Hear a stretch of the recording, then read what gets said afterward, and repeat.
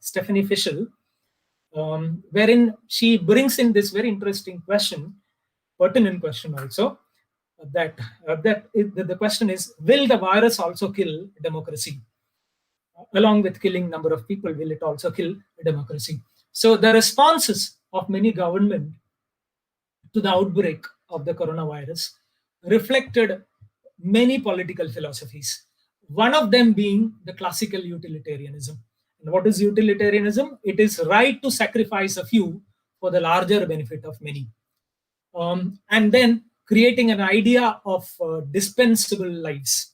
So that overlaps into disability studies also. Which lives are considered to be dispensable in the face of coronavirus? So this idea of maximizing the collective interest is also a part of this social Darwinism, wherein the collective survival of a social group demands the sacrifice of a few, which is very, very, again, I would say draconian, very, very, very debatable situation. And what is happening currently too is also so much in confirmation with that. And even now, notorious doctrine of herd immunity, particularly UK and US, the kind of stand that these two countries took about herd immunity, and the collective interest uh, is to increase immunity even if significant numbers of people die. Is it acceptable in a democracy? Is the notion of herd immunity acceptable in a democracy? I'll be talking about an alternative in that. And you can also look at those books that I have cited on the right, which are wonderful readings again in this, if you're in this domain of microbial humanities. We have also witnessed many political rituals of exclusion, many disciplinary projects, various degrees of quarantine methods, which have been from anything from lockdown to lockup. The people in the initial phases, if you remember in March, people who were in the streets were arrested and put in lockup. So imagine whether that would have been possible now at this phase when I said that yesterday's figures touched 86,500 as COVID positive cases.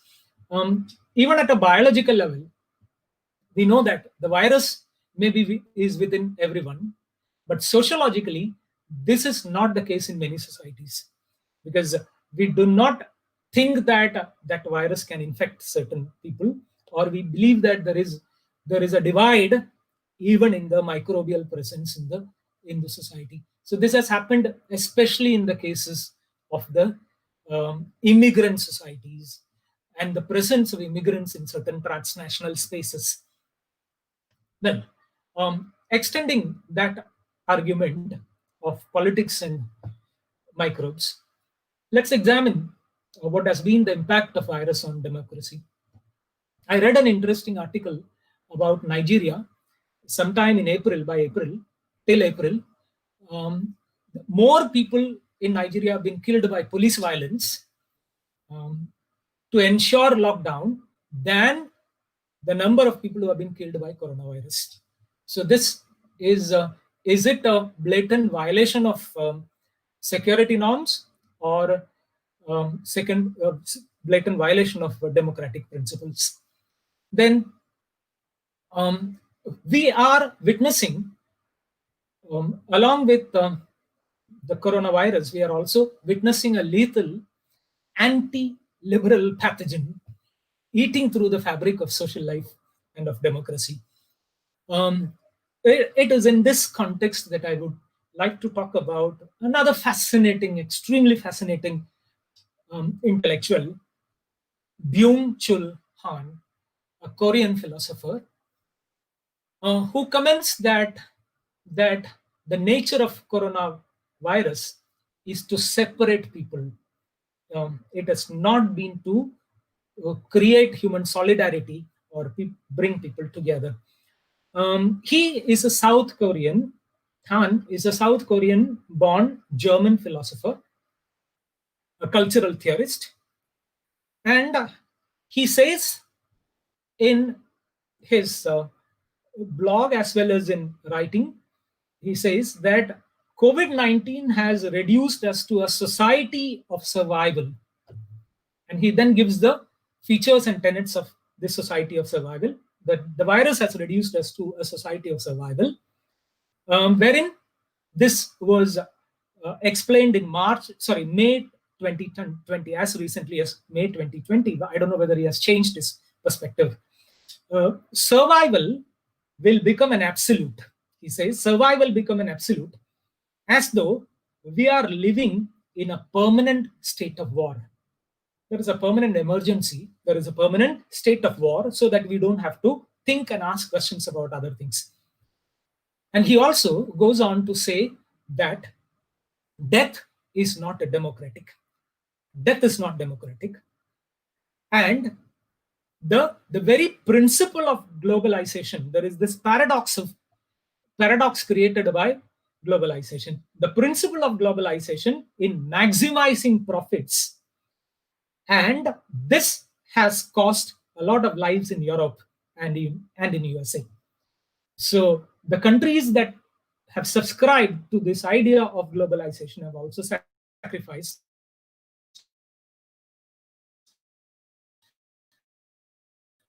a number of the height of the pandemic. But he also points out that the point that which I, along with other things, I found this interesting. He says the virus is a mirror. The virus is a mirror, like we say literature is a mirror. He says the virus is a mirror. It reflects the society in which it lives. And his point is that coronavirus has been used as a cover-up for the destruction of many sacred practices, including conservation. This has happened in Amazon. It has happened in another session. I was talking about what had happened in Dibrugarh in Assam. Under the cover of the coronavirus, certain mining projects have been passed in a hurry. And another violation of democratic principle is quarantine shaming. Some people have been shamed, particularly the migrant workers who reached certain. You might have seen those videos of almost on people.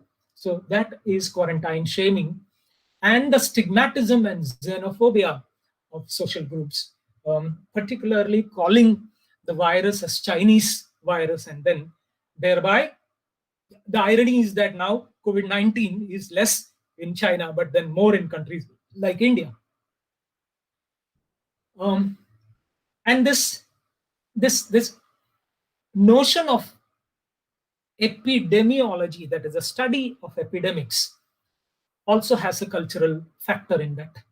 So when we look at that, we can say that many research on locally valid representations of illness and their distribution in cultural context is one of the points in the agenda. It also emphasizes many variables like social class, social support, cultural beliefs, values, illness labels. That's very significant, because the way the illness is labeled, if you see the way the West labels the illness from the third world countries, there are many diseases like mad cow disease, there is swine flu, there is bird flu. I don't have to explicate that further. We understand the politics of terminologies or politics of nomenclature. And also, there is this possibility of considering, in the context of medical anthropology, to consider COVID-19 as the third epidemiological transition change. We have witnessed two, and the first one,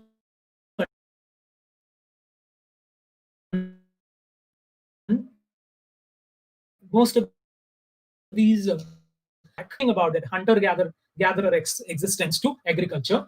And that was a time when human beings had, it seems, many nutrition-related ailments, because human gut bacteria could not adjust so much to this complete or near complete vegetarian diet. The second one happened around 150 years ago with the use of antibiotics. It was roughly the time when the antibiotics started coming into treatment.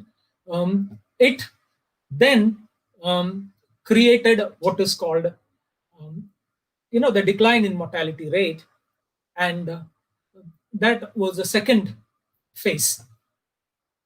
Then third one, of course, is the current phase that we have, of this COVID-19 pandemic and the series of pandemics and syndemics, more than one pandemic together existing in different places. So this has compelled us, I believe, among other things, to understand the ethical issues involved in pandemic research. And one of my favorite ethicists has been Peter Singer. Peter Singer is an animal rights activist, an Australian philosopher, and one of the two greatest ethicists living, apart from Martha Nussbaum. I would talk about Peter Singer. And in collaboration with, I've been following Singer also, along with a young researcher of course, in ethics, Richard Chappell.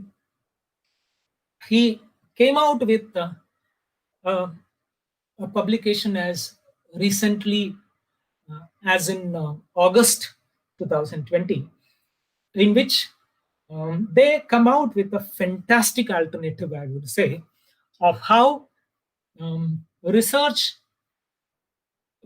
for vaccine can be accelerated without this utilitarian pitfall. He says, and both of them say, that currently what is happening is a um, high risk research. And what do we mean by high risk research? They say that both the health workers and socially and biologically vulnerable people are exposed to the disease, and the research is painfully slow. And instead of that, they talk about two other possibilities. One is called this risk parity. Now, what is risk parity? Risk parity is an attempt to provide a lower risk alternative. And the second method they talk about is a variolation. Variolation is administering a low dose controlled infection for vaccine development. They say, and of course, Peter Singer, being an animal rights activist, he is totally for skipping animal trials because, according to him, animals should not be subjected to this torture, and avoiding the exposure of health workers or economically vulnerable groups. Instead of that, they suggest that there could be more ethically sound practice of utilizing the service or the services of fully informed volunteers, wherein the vaccine trial can be directly done on human beings, participating in very promising, exciting, but very risky research. And this is about people choosing to act altruistically within the context of medical research and to address the pandemic. And they point out that nearly 14,000 volunteers from more than 100 countries have already signed up for this. This, for them, is a better alternative to the current practices in virology, current practices in developing vaccine. Shifting gear, I would say that microbes have been very friendly to fine arts, performing arts also. There's this very intriguing scholar in cognitive science and comparative literature, Douglas Hofstadter, who makes this comparison between microbes and music. I thought I would pick up this and make all of you read. This is what he says. Imagine the mRNA. mRNA is the messenger RNA. Imagine the mRNA to be like a long piece of magnetic recording tape, and the ribosome to be like a tape recorder, and as the tape passes through the playing head of the recorder, it is read and converted into music or other sounds. When a tape of mRNA passes through the playing head of ribosome, the notes produced are amino acids, and the pieces of music they make up are proteins. This is a very artistic, very aesthetic comparison, metaphorization of both music and microbes, which I found very fascinating. Interestingly, as a trivia, there were also rock bands in the 1970s, particularly between 1975 and 1980. There were two of them. One was called Fatal Microbes. I went through their lyrics and I heard the songs, but there aren't too many references to microbes. But then they fashioned themselves as Fatal Microbes. That was one UK based rock band, which influenced the punk rock later. And the other one was the US based, the Germs. And one of the numbers of this band was also titled Germicide, which again has nothing to do with germs, but very fascinating title. So just a trivia that I would like to point out at this juncture. All right. Then another point is that human bodies have many accounts of microbial stories to tell. And there is a possible narrative companionship between human beings and microbes. We can consider microbes as companion species if we are large hearted enough. And it is in this direction that we could look at the writings of Sepril Opoman, who is a professor of environmental humanities, talking about in the context of what is called material eco-criticism. I already spoke about that material eco-criticism, wherein Opperman has made three pertinent and loaded statements. It would be very meaningful to read those statements. One, the stories of microbes, viruses, and toxins that reside uncannily within the human body would capture cultural imagination more easily than scientific reports. So, Opperman is talking about this possibility of cultural imagination taking up microbial reality. The second one goes like this: the bodily nature is a conglomerate of conglomerate is something which is made of many parts of swarming microorganisms such as anaerobes. Anaerobes are the bacteria that live in the gastrointestinal tracts, and they live only when there is no oxygen. Very interesting. Then fungi, microbes, archaea, and viruses that easily outnumber the body's native cells. Can we even imagine that we have more microbes than our cells?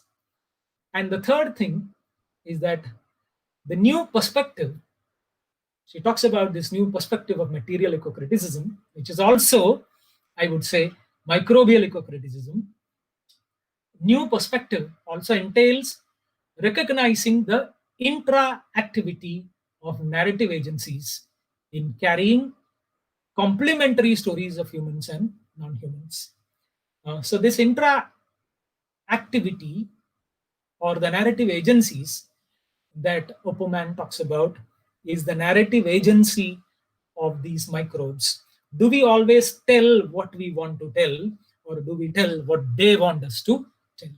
And to cast just a passing glance at what I was talking about as science writing, they are all non-fiction. What I put up are all non-fiction. I will not go much into details, but then I'll start by telling that microbes have become very important characters in manga comics. These are those Japanese East Asian comics. You could read them and they've become, those titular as well as and protagonist in many of these manga comics. Apart from these, non-fiction, that, well, I'll just talk about one or two, not more than that. The first one, Tiny, the Invisible World of Microbes by Nicola Davis, an illustrated work. It is a non-fiction picture book for children. It tells in a graphic way um, the impact of microbes on human beings from cold to making yogurt. So this is more like the science of microorganisms, put in simple terms, easily made accessible for young minds, because otherwise microbiology is a very complex domain, and science writing tries to bridge that gap between complex science and ordinary human beings, normal people like us. Um, and the second one is uh, is uh, is more dense, and then needs a closer reading. Missing Microbes, with an alternate title, How the Overuse of Antibiotics is Fueling Our Modern Plagues. It's again another nonfiction work by Martin Blazer, um, which is again under this domain of science writing, wherein he says for thousands of years, bacterial and human cells have existed and co-evolved in a very peaceful symbiosis. Now, he says, with the overuse of antibiotics, this condition has been ruptured. That antibiotics have assaulted the invisible Eden, and the near extinction, it has caused the near extinction of many microbes. That is human-friendly microbes. I won't, for the want of time, I will not go into the other four works, but then please do, if you get a chance, you can recognize that this is a domain that is coming up very, very strongly, what is called science writing, and microbial writing is one major component of science writing, and I'm almost to the end of it. Coming to the the subdomains and the possible research domains that we can think about, start debating, and set our researchers working on are these. One, the study of microbes related to medical history. Can we study medical history independent of microbes? So that is microbial anthropology is one area. Those who are interested in history is that. Then microbiology and ethics is another. The ethical issues that I was talking about can be brought about if we have sufficient text now, not literary text. There are sufficient journalistic texts about toxicology, virology, and ethics, particularly in the context of COVID-19. Then the cultural representations of microbes, representations and misrepresentations of microbes in paintings, films, and narratives, including fiction. And this act of reading microbes and writing microbes. How do we read microbes? Are we good readers of microbes? Do we have the right, semiotic approach in reading the microbes? Not necessarily in the text, but also in the social domain, in the natural world. Do we read them well? Writing microbes. Can I write for microbes? Can I write against microbes? Does my writing help controlling the microbes or being alert about microbes? These are these nuanced questions about writing microbes. And then comes this possibility of exploration of microbially informed identity. That I contain multitudes keeps troubling me for a very, very long time. So, microbially informed issue of identity. So, when we talk about identity in a novel or identity in a film, selfhood, subjectivity in a film, could we also talk about the conditions of the character, disease or then infections that the character suffers? Then subjectivity theories, can there be reformulated with this input? So microbes are very, very friendly, I believe, with deconstruction. So the whole idea of deconstruction and post-structuralism, microbes are post-structural, deconstruct all the given notions of self, and they essentially pluralize identity. And hence we can have this microbial postmodernism or microbial post-structuralism and microbial deconstruction. Then microbes and language, what microbes give to language and what language does to microbes. Could be any language. For example, in many Indian languages, a lot of English terms related to disease control, COVID-19 have come in, as if there are no vernacular or bhasha equivalents for them. They have been there. Then microbial semiotics, that is interpreting the science of microbes in various on various templates, not necessarily just in books. Then also this possibility of microbial eco-criticism as an extension of eco-criticism, taking into account the microbial turn. And we can also think about microbially informed corporeal, that is body politics. Corporeal turn that we talk about ever since 1980s. So from corporeal studies, we have microbially informed corporeal studies, and then migration studies, because migration is not just the human body that migrates, but also the microbes. Well, I'm extremely thankful to all of you. It has been a very long discussion. I couldn't help it because this is a topic which has been very close to my heart, and these are a few readings that I can suggest. I'll be sharing my PPT very gladly with the organizers, and will come to most of you who are interested in that. As I said, my task was to set an agenda for microbial humanities and to bring that to a drawing board and then create a map for some interdisciplinary studies. And thank you so much. You can be in touch in various ways. In case there are queries which cannot be answered in this session, you could mail me as well. And once again, I thank the organizers, and I'm extremely sorry for having taken too much of time. Thank you so much.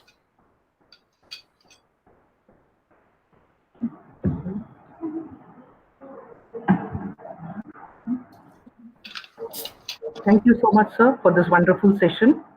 A lot of insights, a lot of research gone into your presentation, and you kept us awake the whole afternoon with your mesmerizing discourse.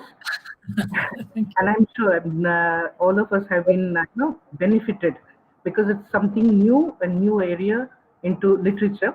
And thank you very much for your timely support and so graciously accepting to be resource person. I now call upon my colleague, Dr. Wagmare sir, to propose vote of thanks.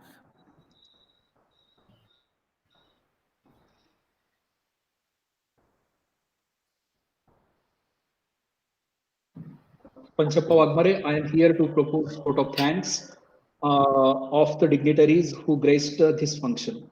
First of all, I extend my hearty thanks to Honorable Professor Dinesh Nair sir for his thought-provoking insight on the epistemology of human and microbes interface. I also thanks him for generating the hermeneutics of microbes and their presence in humanities and diverse cultures, and interpreting microbes in fine arts and narratives. I would further extend my hearty thanks to Principal of our college, Dr. Rajendra Senge sir, for always encouraging us and providing opportunities to organize webinars like this. I would especially thanks to our head of the department, Dr. Annie John Madam, for her unfaltering support and organizing this wonderful event. And my deep regard and gratitude to the participants for supporting us and making this event very, very successful. And finally, with the permission of our head of the department, I declare that this webinar is over. Thank you very much. Thank you so much. Thanks. I can log off, right? Yeah, yeah, yes, sir. Thank you.